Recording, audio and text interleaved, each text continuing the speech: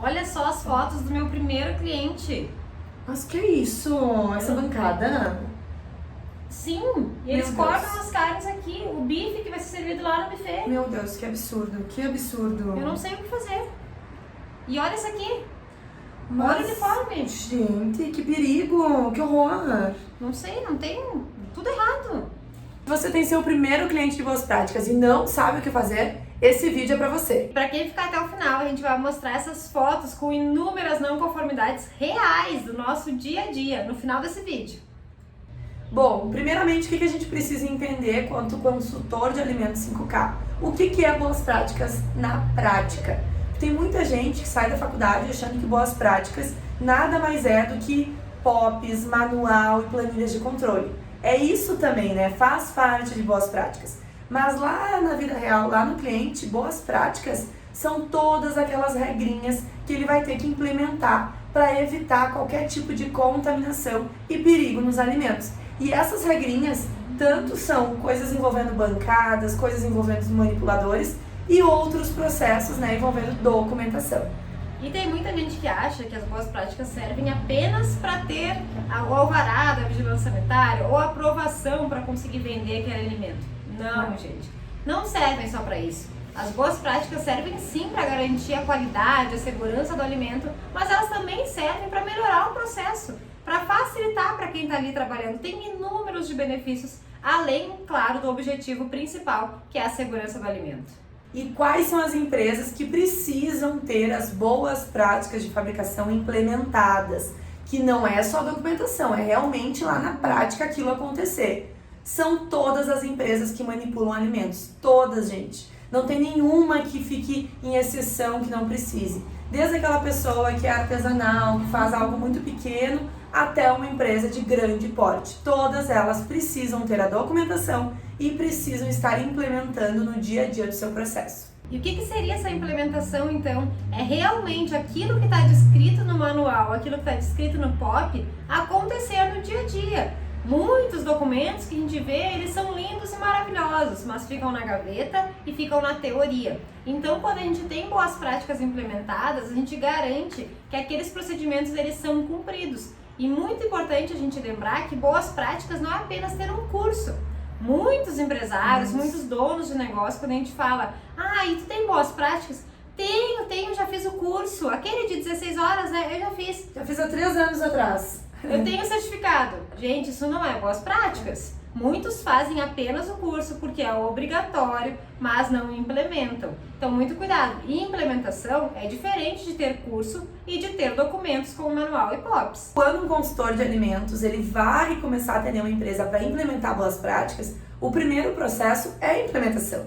A documentação é uma segunda etapa, porque tu vai colocar no documento o quê? O que a empresa executa. E se ela não executa nada ainda, tu vai documentar o quê? Por que a gente fala isso, né? Porque tem muitos profissionais, empresas que a gente visita, que tem o manual, que tem os POPs, toda a documentação, e não tem implementado ainda. Eu fico me perguntando, mas se não tem implementado, o que está documentado? Se o que precisa estar é o que a empresa executa. Então não se preocupem em iniciar fazendo a documentação. O que vocês precisam é iniciar executando na prática todas as regrinhas. Consequência disso será a documentação no futuro, quando eles estiverem implementando. E PPF, então, se resume a algumas etapas importantes e o primeiro passo é identificar as não conformidades existentes lá naquele local. Primeira coisa que a gente tem que entender, o que é uma não conformidade?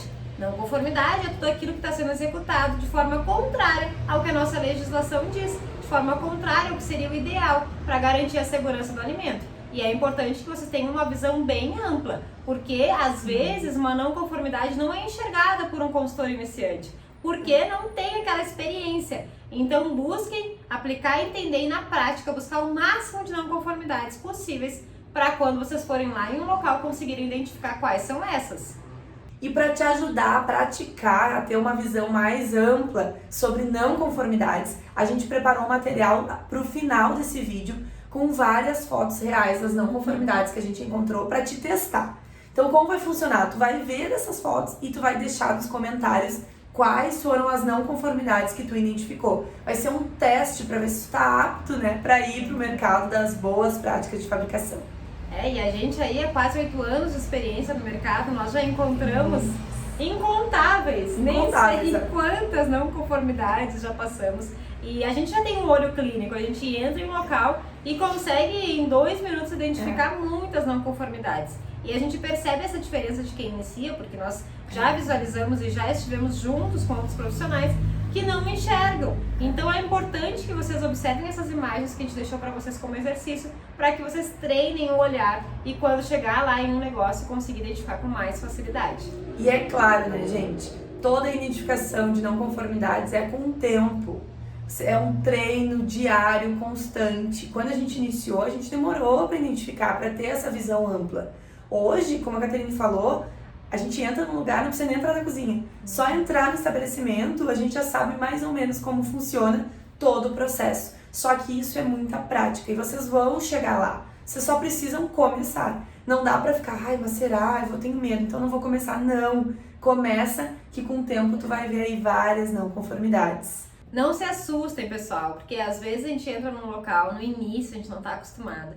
E é tanta, mas tanta coisa errada que a gente pensa, meu Deus, e eu já vim comer aqui um dia. É muita coisa errada e a gente se preocupa realmente. Mas calmem, vocês estão ali justamente porque tem coisas a serem melhoradas. Não se assustem, fiquem tranquilos, porque vocês vão analisar cada uma delas e vão conseguir entender depois por onde começar. Mas o impacto inicial é chocante muitas vezes. E no início tu vai te chocar, tu vai te assustar, tu vai ficar apavorado, meu Deus, e agora o que eu vou fazer? Só tu não pode demonstrar isso pra equipe, tu não pode demonstrar isso pro dono, tu sofre em casa com esse pavor. Isso é muito importante, porque se tu demonstrar essa insegurança sobre as não conformidades, ele vai pensar, opa, peraí, eu contratei essa pessoa pra me ajudar e ela se apavorou. Então não pode ser assim, a gente leva lá para nossa casa, para o nosso escritório, reflete, né? Sofre ali, analisa e não demonstra para a equipe. Tu precisa estar seguro sobre essas não conformidades, mesmo que tu não esteja muitas vezes preparado para isso. Lá no início, teve uma vez que eu fui em um local. O local ele é padaria, restaurante, lancheria e pizzaria. O local abre às 6 da manhã e fecha mais de meia-noite, ou seja, produção contínua sem parar. E além disso, ele fica bem no centro da cidade. Sabe aquele centro, calçadão, que a gente só de passar vê que é um local sujo, que tem ali um monte de bicho caminhando? Ficava nesse tipo de local. E gente, eu cheguei lá, tinha um ninho, mas um ninho de barata há anos que não se resolvia. Eu abri o equipamento, eu não consigo nem me lembrar porque foi tão chocante aquilo pra mim. Eu abri uma serra-fita de serrar carnes, porque eles também faziam isso, né? Faziam tudo e saía mini baratinhas de dentro daquele equipamento. E não tinha o que fizesse controlar aquelas baratas. Era controle químico, era um pessoal que ia lá. Olha, não tinha o que fazer, porque tinha muita coisa errada. Aquilo me chocou. Depois eu entendi que era só uma das coisas e aquilo era consequência de muitas outras não conformidades. Isso, eu comecei a atender um cliente, foi meu primeiro cliente valendo, assim, que eu digo, né? Que era boas práticas, que era um trabalho completo. E eles eram um caos completo. Eles também atendiam o dia inteiro, era 24 horas, todos os dias da semana. Movimentadíssimo, eles atendiam 1000 pessoas por dia, um absurdo. E tudo era um caos, tudo, estrutura, o dono, higiene, tudo. E aí um dia, dentro do processo, né, de trabalho, eu fui fazer uma vistoria no período da noite. E eram os meninos que trabalhavam no período da noite, no andar de cima, fazendo pizza, montando pizza, fazendo pizza. E aí um dia, um dos meninos estava lá montando pizza sem uniforme, sem touca, de barba, um horror, já era um horror. Já era ruim aí, né? Só aí já era o problema. E aí ele tava montando a pizza, ai gente, que horror. E lá montando, quando vê, escorreu do nariz dele um ranhão enorme. Uma coisa muito nojenta. Daí eu pensei, bom, tudo certo, né? Daqui a pouco a pessoa não tá bem naquele dia. Ele foi lá, suou o nariz daquele ranho na pia que estavam utensílios, panelas, etc. Suou, fez assim, largou o ranho ali na pia e voltou a produzir a pizza. Sem higienizar as mãos, sem fazer nada, aquele ranho, gente. Então, assim, são situações muito delicadas, que envolve muitas vezes a cultura, porque uma bancada, uma limpeza em si, tem toda uma mudança, tu vai lá, ó, vamos mudar a bancada, agora a partir de agora faz a limpeza assim. E como que faz quando é cultura de colaborador? Né? Falta de higiene que vem de casa. Então, boas práticas, gente, a gente precisa ter, né, essa postura, esse controle, saber lidar com essas não conformidades que a gente vai encontrar no dia a dia. E aí, um monte de não conformidades, meu Deus do céu, o que eu faço? Por onde eu começo? Não sei nem por onde que eu olho. E aí, primeiro a gente tem que entender o que é urgente. Tem muita coisa a ser feita? Tem. Mas qual é a prioridade? Qual o risco iminente ali naquele local? Primeiro a gente tem que entender isso e entender que tem coisas que vão ser tua responsabilidade como um consultor de alimentos a fazer. E tem outras atividades que vai ser responsabilidade do proprietário. Por exemplo, a questão das baratas que eu tinha comentado na história antes, a contratação de uma empresa para fazer controle de pragas é responsabilidade do proprietário e não do consultor. O consultor pode orientar, pode sugerir algumas empresas, mas quem contrata é o proprietário da empresa. Já a história que eu comentei, envolvendo o funcionário, a falta de higiene, aquele ranho dele ali, já é uma responsabilidade nossa, porque é uma mudança de cultura, a gente vai ter que orientar, a gente vai ter que treinar, né, deixar claro para esse colaborador o risco que isso pode causar. Então isso não é o dono que vai fazer, essa é uma função do consultor de alimentos dentro daquele negócio. E dentro dessas atividades que foram definidas, o que é tua responsabilidade, o que é do proprietário, tu vai ter que sim cobrar. Cobrar do funcionário, cobrar da equipe e também do dono do negócio e verificar se foi feito. Tá acontecendo? Não tá? Como assim isso já foi falado há um mês atrás e nada mudou? Sim, é tua função fazer essa cobrança, fazer essa observação se as coisas estão se alterando ou se está tudo se mantendo como lá no início.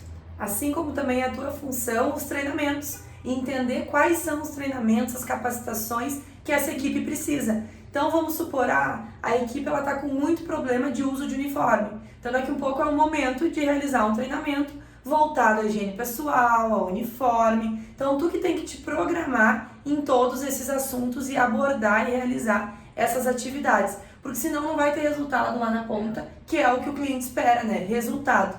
Ele precisa entender que tem atividades que ele vai fazer, mas ele vai te cobrar pelas tuas atividades. E a gente tem que estar preparado para isso e organizar para que tudo isso ocorra.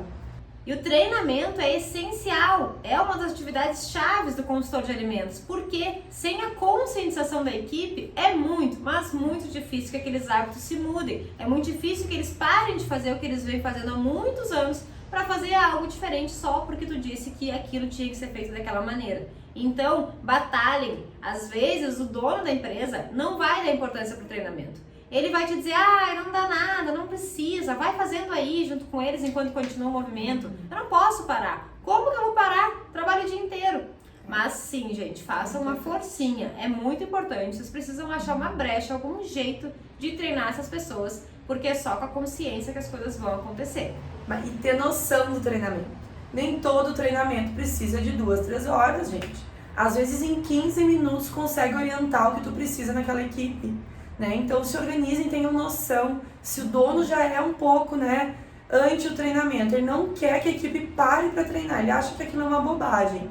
Tu ainda coloca um treinamento de 2, 3 horas, a gente tem que ter essa noção que uma empresa de alimentação parar 2 horas a equipe inteira para treinar, daqui um pouco uma vez a cada 15 dias, uma vez por semana, é inviável.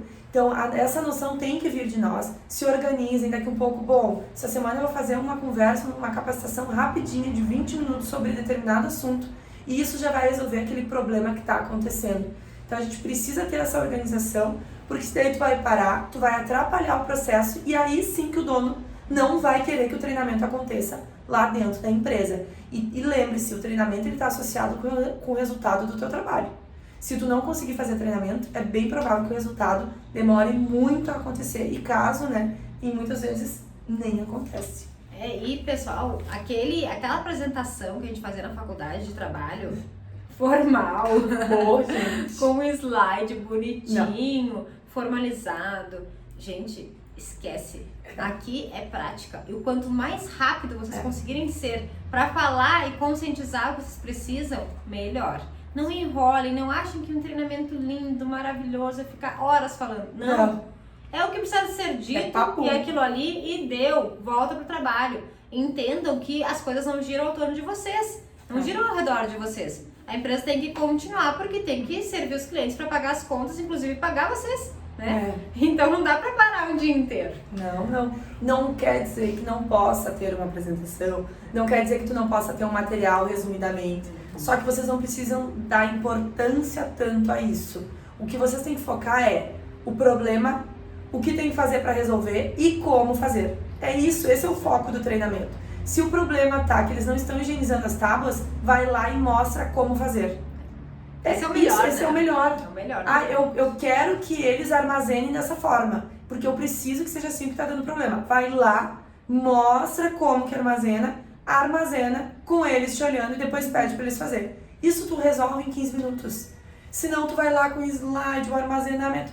Não é isso que a gente precisa, tá? Então, claro que isso vai muito da prática, do dia a dia, mas só com isso que a gente está falando para vocês já vai ser meio caminho andado pro dia a dia do trabalho de vocês. E sem contar que o exemplo vai fixar na cabeça deles. Eles vão lembrar, meu Deus, mas aquele dia ela veio aqui e ela mesma foi lá e mexeu tudo naquelas coisas e se organizou.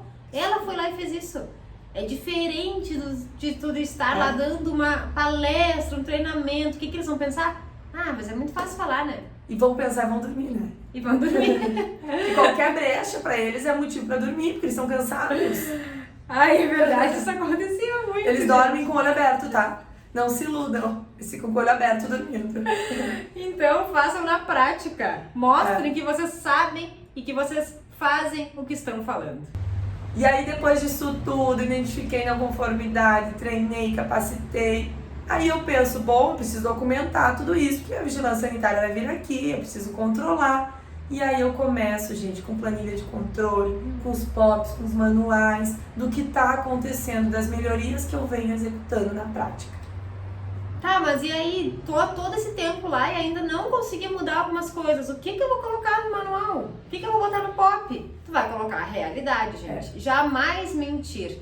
E isso é um detalhe bem importante que a gente vê erros acontecer. Pegar o manual pronto da internet, copiar e colar. E aí tu vai olhar o manual. Peraí, aqui diz que eles fazem assim, assim, assim. Tu vai ver na prática?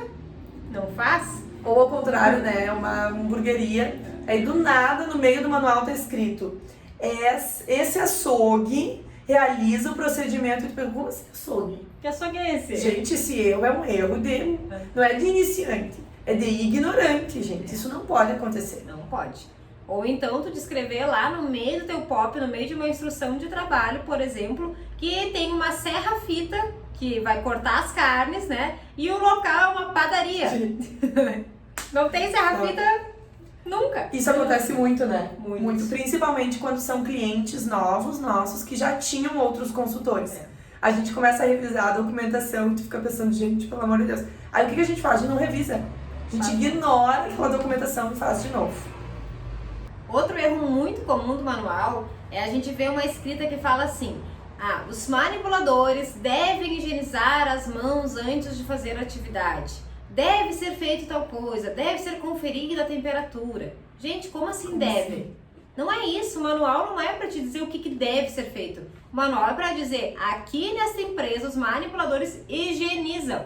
Afirma, gente, é uma afirmação. Porque no manual a gente vai descrever o que acontece na prática. Então cuidado, não é deve. Os manipuladores higienizam as mãos. A gente faz a conferência da temperatura. Aqui é feito assim, assim, assado. E não deve. Isso é um baita erro que a gente pega muito, em muitos documentos. Bom, um outro erro bastante comum e que a gente já fez muito lá no início são as planilhas de controle que nem mesmo a gente entendia. Quiçá o colaborador. Que eram planilhas gigantescas, com uma interpretação que assim, se hoje a gente for ver, a gente vai pensar, Jesus amado, como é que a pessoa ia fazer?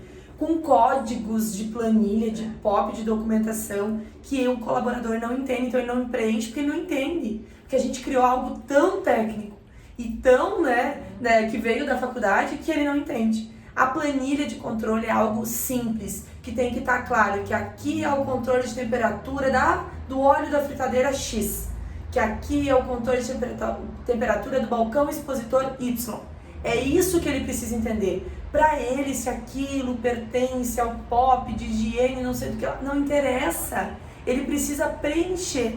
E aí a gente vê planilhas lindas, com vários códigos e cabeçalhos e rodapés, e no fim ele não entende, não sabe como e nem quando preencher. Então cuidado com as planilhas de controle. Lembrando, pessoal, o óbvio não é óbvio. Não, nada é óbvio. Pode ser que para vocês, para nós, olhar uma planilha e ler em cima, preencha com um X o dia e a data do serviço executado. Seja óbvio, pode ser que seja óbvio. Mas para uma pessoa que está lá manipulando, que está naquele processo, não é óbvio. Ela não entendeu. E não perca a paciência. Ela vai te dizer, eu não entendi. Tu vai chegar lá, tá, mas por que tu não preencheu? Porque eu não entendi. Aí tu vai dizer pra ela, mas é só marcar um X? Como é que tu não conseguiu? Não é só marcar um X, gente. Não é só um xizinho. Muito cuidado, empatia aqui, pessoal. As pessoas, elas não têm que saber o que tu sabe. Afinal de contas, se eles tivessem estudado 5 anos como a gente estudou, talvez não estariam ali, estariam fazendo o teu papel. Então, cuidado, tenham empatia, entendam a forma como lidar com essas pessoas, para que elas sim executem a planilha, registrem, mas registrem de uma forma que fique fácil para elas. Assim como a documentação, às vezes as pessoas dizem assim, ai, tem que ser, meu Deus, a vigilância sanitária vai revisar esses documentos. Gente, a vigilância sanitária, ela quer entender como que o negócio funciona. Para ela, se for extremamente técnico, ela não vai entender e não vai ficar claro. Então, não parem de pensar em fazer um TCC. Às vezes é um TCC, é um artigo científico quase, o manual, os POPs. Nem a vigilância entende. Esses tempos a fiscal foi numa empresa que tinha outros documentos antigos e ela disse assim, sabe que a outra consultora, ela fazia um negócio que eu lia e não entendia. Eu precisava de mais tempo para entender. Gente, não é esse o foco, é muito simples. Funciona assim, eles controlam dessa forma, eu vistorio dessa forma. Ponto.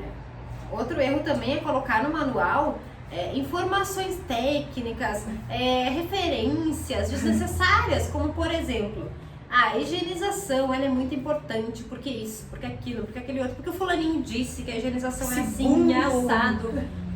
Gente, o que tem que ter ali? A higienização é feita assim, assim, assim.